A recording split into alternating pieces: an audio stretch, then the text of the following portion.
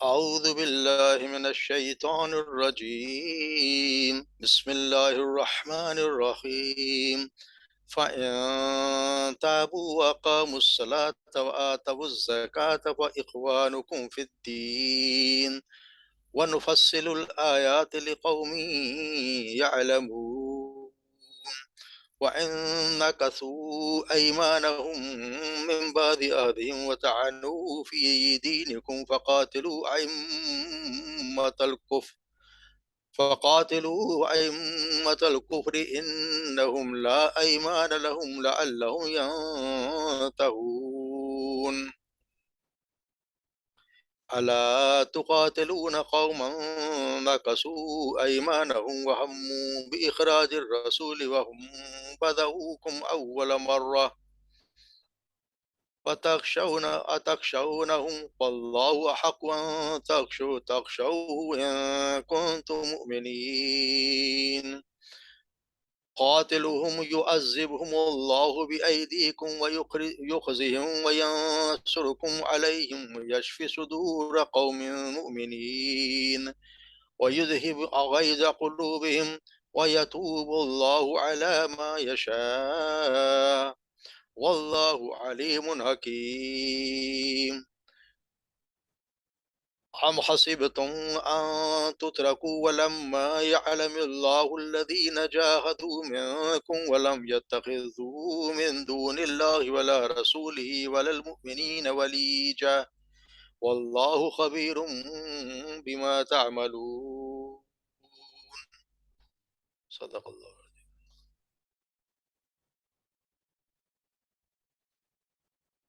فَإِن تَابُوا وَأَقَامُوا الصَّلَاةَ، اگر وہ توبہ کر لیں اور نماز قائم کریں، وَآتُوا الزَّکَاةَ اور عطا کریں زکوٰۃ، فَإِخْوَانُکُم فِی الدین، پس تمہارے بھائی ہیں، دینی بھائی ہیں. وَنُفَصِّلُ الْآیَاتِ، اور اس طرح ہم کھول کھول کر بیان کرتے ہیں آیات، لِقَوْمٍ یعلمون، ان لوگوں کے لیے جو علم رکھتے ہیں. وَإِن نَکَثُوا أَیْمَانَہم، اور اگر وہ اپنی قسم نَکَثُوا توڑ دیں، ایمانہم اپنی قسم کو، من بعد عہدہم اس کے بعد کہ انہوں نے عہد کیا، وَتَعَانُوا فی دینکم، اور وہ تعان کریں، کوئی تانا زنی کریں تمہارے دین میں، من بعد عہدہم اس کے بعد کہ انہوں نے عہد کیا تم سے، وَتَعَانُوا فی دینکم وَقَاتِلُوا، پس تم جنگ کرو، ائمۃ الکفری، کفر کے ائمہ سے یعنی ان کے لیڈروں سے، پیشواؤں سے، انہم لا ایمان لہم، بے شک نہیں ہے لا ایمان ان کے لیے کوئی قسم، لعلہم ان کے لیے کوئی قسم، لعلہم ینتہون، بے شک وہ لوگ ہیں جو کہ انکار کرنے والے ہیں، بعض اگر وہ لعلہم تاکہ وہ ینتہون باز آ جائیں. الا تقاتلون، اور کیا ہوا کہ تمہیں تقاتلون کہ تم نہ جنگ کرو، قومن ان لوگوں سے، نکسو ایمانہم جنہوں نے توڑ دیا اپنی قسموں کو، وحموا اخراج رسول، اور انہوں نے ارادہ کیا بھی اخراج رسول کو، اخراج نکالنے کا، وہم بدؤکم اول مرہ، اور انہوں نے ابتدا کی تمہارے ساتھ اول مرہ پہلی مرتبہ. اتخشونہم، کیا تم ان سے ڈرتے ہو، فاللہ حق، پس اللہ اس کا زیادہ حقدار ہے کہ ان تخشوہ کہ تم اس سے ڈرو، ان کنتم مؤمن اگر تم مومن ہو. قاتلوہم یعذبہم اللہ، قاتلہم ڈرو تم ان سے، جنگ کرو تم ان سے، یعذبہم اللہ عذاب دے گا اللہ انہیں، بِأَیْدِیکم تمہارے ہاتھوں سے، وَیُخْزِہِم اور رسوا کرے گا انہیں، وَینصُرُکم علیہم اور مدد کرے گا تمہاری ان کے مقابلے میں، وَیشفی صدور قوم مؤمنین اور وہ دور کر یعنی کہ وہ ٹھنڈی کرے گا تمہارے دلوں کو، مومنوں کے دلوں کو، وَیُذْہِبْ غَیظَ قُلُوبِہِم اور وہ لے جائے ان سے دور کر دے گا ان کے دلوں سے ان کا غیر غصہ. وَیَتُوبُ اللَّهُ اور اللہ تعالیٰ وقت معاف کر دیتا ہے، توبہ قبول کرتا ہے، عَلَىٰ مَن یشاء جس کی وہ چاہے، واللہ علیم حکیم اور اللہ تعالیٰ یہ ہے جو علیم حکیم ہے، ہر چیز کا جاننے والا اور حکمت والا. ہم حسیبتم کیا تم نے گمان کر لیا یا تم گمان ان تترکو کہ تم چھوڑ دیے جاؤ گے، ولما اور جب کہ یعلم اللہ الذین جاہدوا جب کہ جانا ہی نہیں یا کہ اللہ نے اس مقام پہ پہنچائے ان لوگوں کو، الذین جاہدوا منکم جنہوں نے جہاد کیا تم میں سے، ولم یتخذوا من دون اللہ ولرسولہ اور انہوں نے نہیں بنائے اللہ کے اور رسول کے سوا، والمؤمنین اور نہ مومنوں کے علاوہ کسی کو، ولیجا جگری دوست، دلی دوست، واللہ خبیر بما تعملون، اللہ تعالیٰ خوب باخبر ہے اس سے جو تم کرتے ہو۔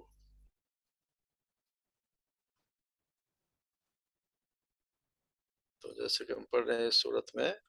اللہ تبارک و تعالیٰ نے مشرکین سے پہلے برات کا اعلان کیا کہ ان کے کوئی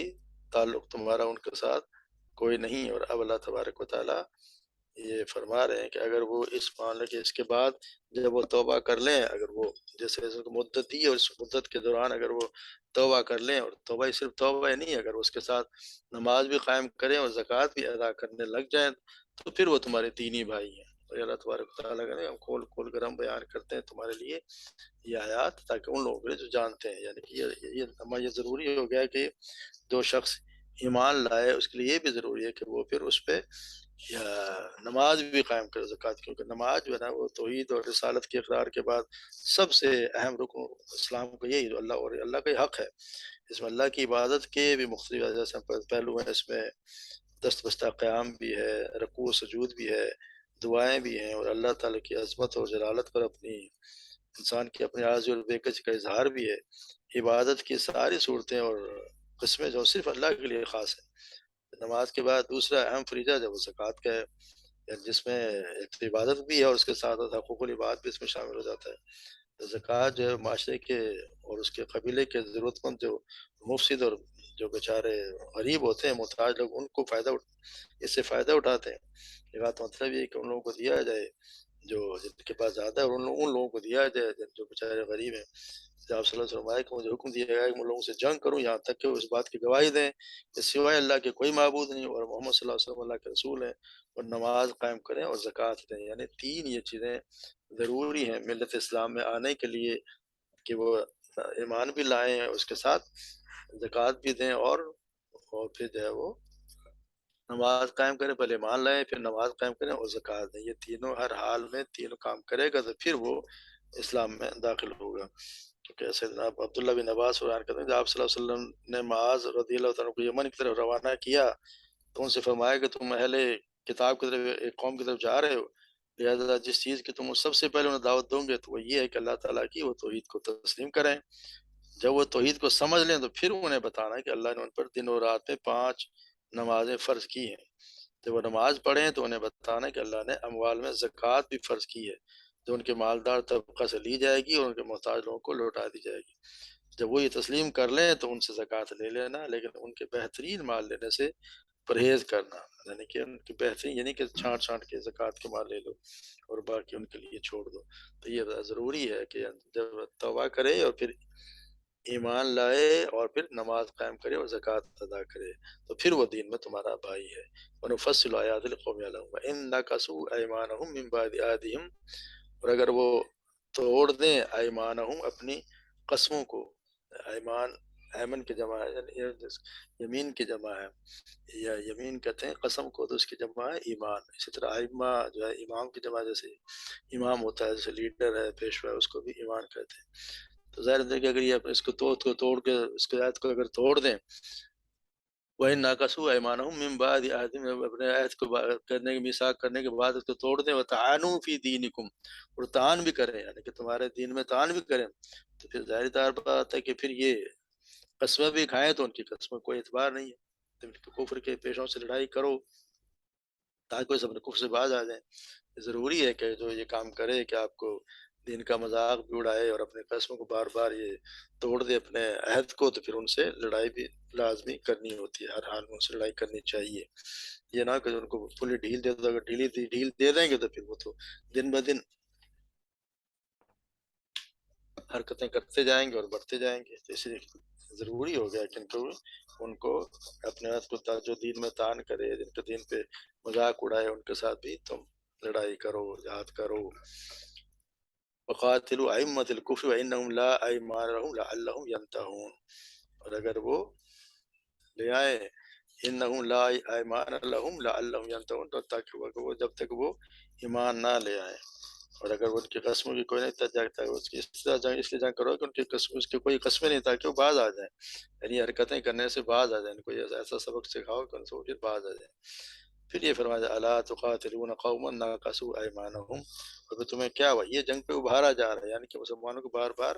مشرکین مکہ کے خلاف جنگ پر ابھارا جا رہا ہے، اور ان کے ساتھ وہ اوصاف بیان کرے جا رہے ہیں جن سے جن لوگوں نے یہ کام کیے اور مسلمانوں پہ تھا، تاکہ ان کو جذبات کو بھی بھڑکایا جائے یا کفر کے جنگ کے لیے تیار کیا جائے۔ تو یہ بتا دیں کہ تم لوگوں کے ساتھ جنگ نہیں کرو گے جنہوں نے تو قومن ناقصو ایمان، جنہوں نے اپنی قسموں کو توڑا، وہ ہم اخراج رسول اور رسول اللہ صلی اللہ علیہ وسلم کو نکالنے کا ارادہ کیا، وہ ہم بداؤکم اول مرہ، اور انہوں نے ابتدا کی پہلی مرتبہ، یعنی کہ یہ بھی ہو سکتا ہے کہ اس میں انہوں نے بدر کے مقام پہ جو جنگ بدر ہوئی اس میں بھی انہوں نے پہل کی، یعنی کہ وہ جب چلا گیا قافلہ اس کے باوجود انہوں نے جنگ کے لیے تیاری کی، وہ نکل آئے کہ جنگ کریں گے۔ تو صحیح یہ بھی کہ انہوں نے صلح حدیبیہ جو انہوں نے کی تھی اس میں ایک دوسرے قبیلے کو جو آپ صلی اللہ علیہ وسلم کا حلیف تھا اس پہ ایک دوسرے قبیلے نے حملہ کیا اور ان مشرکین نے ان کی مدد فرمائی، انہوں نے مدد کی ان کی۔ تو یہ ان کو یہ بھی کہ انہوں نے اول مرتبہ پہلی مرتبہ انہوں نے یہ حرکتیں اور یہ انہوں نے حرکتیں کی، تو اس کا مطلب یہ کہ ان کے ساتھ جو ہے وہ ایسے لوگوں سے لڑنا ضرور ہے۔ اصل میں یہ تقریر ان لوگوں کے زیادہ ہے کہ جن کے نئے نئے ابھی مسلمان بنے تھے، کیونکہ ان کو جنگ پہ ابھارنے اور دین کے معاملے میں کسی رشتہ داری پر فرمایا جا رہا ہے کہ دین کے معاملے میں کسی رشتہ داری اور قرابت داری اور کسی دنیاوی مصلحت کا تعلق اس پر کوئی زور کوئی لحاظ نہ کرے۔ تو اس کے پورا اس کو سمجھنے کے اصل میں اس زمانے کے حالات پہ نظر رکھے تو اس کو پتہ چلتا ہے کہ ان حالات کیا حالات تھے۔ اس میں تو کوئی شک نہیں کہ اسلام جو ہے اس وقت ایک بڑے حصے پر چھا گیا تھا، مگر پھر بھی ایک عرب میں کوئی ایسی طاقت تو نہیں تھی جو اس کو ساتھ ساتھ سامنے آ جاتی، کیونکہ جب جنگ بدر ہو چکی، جنگ عہد ہو چکی اور پھر جنگ احزاب بھی ہو چکی، تو اس میں وہ جب جنگ احزاب اور جنگ خندق کو جو صاحب وسلم فرما دیے تھے کہ اس کے بعد یہ حملہ آور نہیں ہوں گے بلکہ ہم حملہ آور ہوں گے، یعنی ایسی کوئی قوت رہی نہیں۔ اس کے باوجود خطرہ تو تھا، کیونکہ جب تمام ہم نے پڑھا ہے کہ تمام مشرکین کو بیک وقت سوا تمام معاہدات کو منسوخ کر دیا گیا اور پھر ان کو چیلنج کر دیا گیا کہ آج کے بعد کوئی مشرک حج کرنے نہیں آئے گا، کعبہ کی تولیت بھی ان سے لے لی گئی اور ہر طرح کے جاہلی رسومات جتن کا کلام کما کر دیا گیا۔ تو اندیشہ تو تھا کہ اس سے سارے ملک میں آگ لگ جائے گی اور مشرکین منافق اپنا آخری حد تک زور لگائیں گے کہ کیونکہ ان کو حفاظت پر تو ہر حال میں اپنا نہ کرنا چاہیں گے۔ اور پھر یہ کہ حج کو صرف اہل توحید کے لیے مسلمانوں کو مخصوص کر دیا گیا اور مسلمان کعبے کا راستہ مشرکین کے راستہ بند ہی کر دیا گیا۔ اس کا مطلب یہ کہ آبادی کا ایک بہت بڑا حصہ جب تک مشرک تھا کعبہ کی طرف ان کی نقل حرکت سے باز رہ جائیں، اور صرف یہ کیونکہ کعبہ تو ان کے صرف مذہبی حیثیت تو نہیں، ان کے لیے تو ایک معاش کا ذریعہ بھی تھا، اسی کے ذریعے تو ان کی کمائی ہوا کرتی تھی، تو ان کو یہ تھا کہ تو سب کچھ بند ہو گیا۔ پھر خاص وہ لوگ جو صلح حدیبیہ اور فتح مکہ کے قریب ایمان لائے ان کے لیے تو بہت بڑا آزمائش تھی، کیونکہ ان کے بہت سے بھائی بہن عزیز و اقارب ابھی تک مشرک تھے، ان میں ایسے لوگ بھی تھے جن کے مفادات بھی پرانے نظام سے وابستہ تھے، جو بظاہر تمام مشرکین کا عرب کا تہس نہس کرنے کی جو تیاری کی جا رہی تھی اس کے معنی یہ تھے کہ نئے مسلمان خود اپنے ہاتھوں سے اپنے خاندان کے لوگوں کو ماریں گے، تو ان کا یہ بھی ڈر تھا کہ ہوگا، یہ خطرہ تھا۔ اور یہ ہے کہ جب ہوا مکہ فتح ہوا ان میں سے کچھ بھی نہیں، مگر اس وقت یہ حالات تو تھے کہ ایسا ہو سکتا تھا، یا اگر یہ اس میں کوئی کمی کوئی ڈھیل دی جاتی تو شاید اس طرح تک وہ تیار نہ ہوتے، تو یہاں پہ ان کو تیاری کی جا رہی ہے، اللہ تقاتلون، اللہ کی طرف سے یہ ان کو ایک ابھارا جا رہا جنگ کے لیے کہ تم اس قوم سے جنگ نہیں کرو جو اپنے قسموں کو توڑا اور انہوں نے رسول اللہ صلی اللہ علیہ وسلم کے ساتھ کیا کچھ کرنے کی کوشش کی اور یہ تمہارے ساتھ کیا لڑائی میں پہل کرتے رہے، کیا تم ان سے ڈرتے ہو؟ یہ اللہ کا کیا تم ان سے ڈرتے ہو، جبکہ اللہ کا حق ہے کہ تم اس سے اللہ سے ڈرو، اللہ سے تم اس زیادہ حقدار ہے کہ اس سے ڈرا جائے، ان کن تم اگر تم مومن ہو۔ پھر یہ بتا قاتلہم یعذبہم اللہ بایدیکم ویخزہم وینصرکم علیہم، اور یہ پھر یہ بتا دے کہ قاتلہم، جنگ کرو ان سے، یعذبہم اللہ، تاکہ اللہ تعالیٰ ان کو سزا دے، عذاب دے تمہارے ہاتھ میں، ایدیکم، تمہارے ہاتھوں سے اللہ تعالیٰ ان کو سزا دے، ویخزہم، اور تمہارے ہاتھوں سے ان کو ذلیل کرے، وینصرکم علیہم، اور وہ مدد کرے تمہاری، یشفی صدور قوم مؤمنین، اور تمہارے دلوں کو یعنی تمہارے کلیجوں کو ٹھنڈک پہنچائے ان لوگوں کو جو مومن ہیں۔ اللہ تبارک و تعالیٰ بس چاہے تو اللہ تو قادر ہے، اب وہ چاہے تو دشمن جو بھی دشمن دین کو ان کو ایک لمحے میں ختم کر دے، لیکن اللہ تبارک ایسا نہ کرنے کی جہاد کا حکم دیا ہے، اس لیے کہ وہ اپنے مومن بندوں کے ہاتھوں سے ان مشرکین کو سزا دلانا چاہتا ہے، انہیں رسوا کرنا چاہتا ہے، ان کے خلاف مومنوں کی مدد کر کے کافروں کو بتانا چاہتا ہے کہ اللہ تبارک و تعالیٰ تو مومن بندوں کے ساتھ ہوتا ہے۔ تو اس میں جہاد کی دوسری سے مشروعیت کی یہ بھی علت ہے کہ اللہ تعالیٰ اپنے مسلمان بندوں کے ہاتھ ان کافروں کا صفایا کروا کر ان کے دلوں کو ٹھنڈا کرنا چاہتا ہے، اسی لیے کہ انہیں اور مشرکین کے ہاتھوں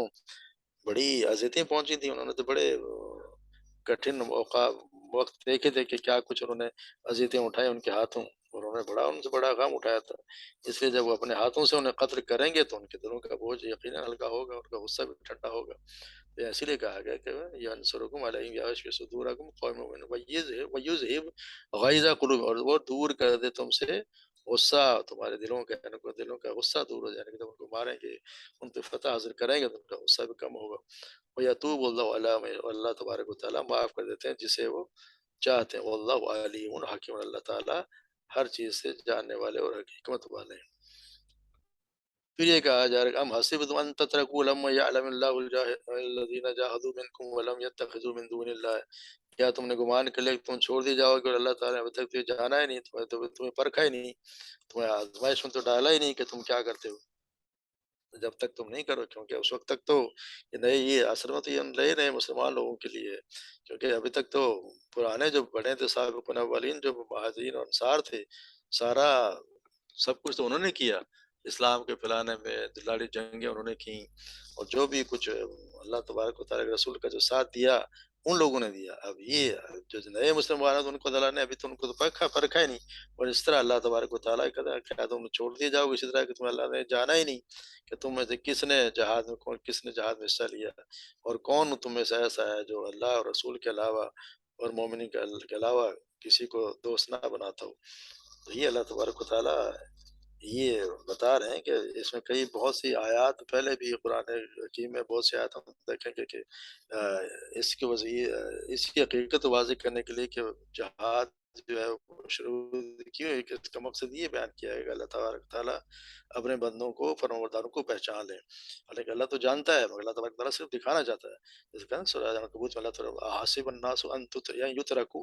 ان یقولوا آمنا وهم لا یفتنون، کیا لوگوں نے گمان کے لیے اسی پر چھوڑ دیے جائیں گے کہ کہہ دیں گے کہ ہم ایمان لائے اور ان کی آزمائش نہ کی جائے گی۔ اس طرح اللہ تعالیٰ سورہ آل عمران میں پڑھ چکے ہیں، ام حسبتم ان تدخلوا الجنہ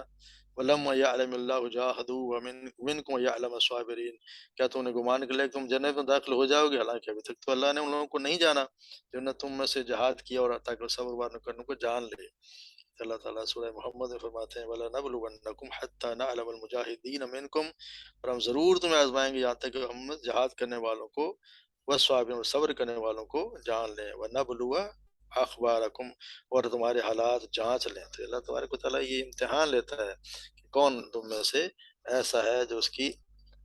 بات پر اس کے لیے اپنے جان اور مال نچھاور کرنے کے لیے تیار ہے، اور پھر یہ بھی کہ جب منع کر دیا گیا تھا کہ تم میں سے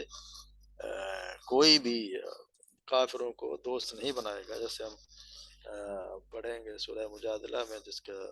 فرمایا لا تجدوا قوما یؤمنون باللہ والیوم الآخر یوازون من حاد اللہ ورسولہ ولو کان آباءهم وابناءهم واخوانهم وعشیرتهم، یعنی کہ تم لوگوں کو جو اللہ اور یوم آخر ایمان رکھتے ہیں نہیں پائے گا کہ ان لوگوں سے دوستی رکھتے ہیں جنہوں نے اللہ اور رسول کی مخالفت کی، خواہ وہ ان کے باپ ہوں یا بیٹے ہوں یا بھائی ہوں یا ان کا خاندان،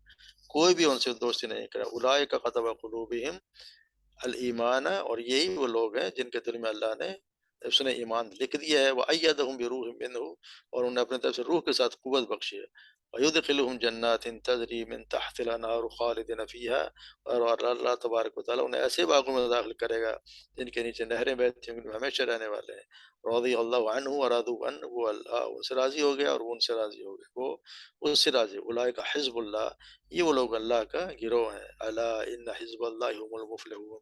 اور یاد رکھو یہ کہ اللہ کا گروہ ہی وہ ہے جو کامیاب ہونے والے ہیں۔ تو اللہ تبارک و تعالیٰ ہم پڑھ بھی آئے ہیں سورہ نساء میں بھی، یا ایھا الذین آمنوا لا تتخذوا الکافرین اولیاء من دون المؤمنین، اے لوگ جو ایمان لانے والوں کو چھوڑ کر کافروں کو دوست مت بناؤ. اتریدون تجعلوا للہ علیکم سلطانا مبینا، کیا تم چاہتے ہو کہ اپنے خلاف ایک واضح حجت بنا لو؟ تو اللہ تبارک و تعالیٰ یہاں دیکھ رہے ہیں کہ کون آزماتا ہے. اللہ تعالیٰ ضرور ہے. صرف یہ کہنے سے کہ چھوڑ دیے جاؤ کہ تم ایمان لیا، ایسا نہیں ہوگا.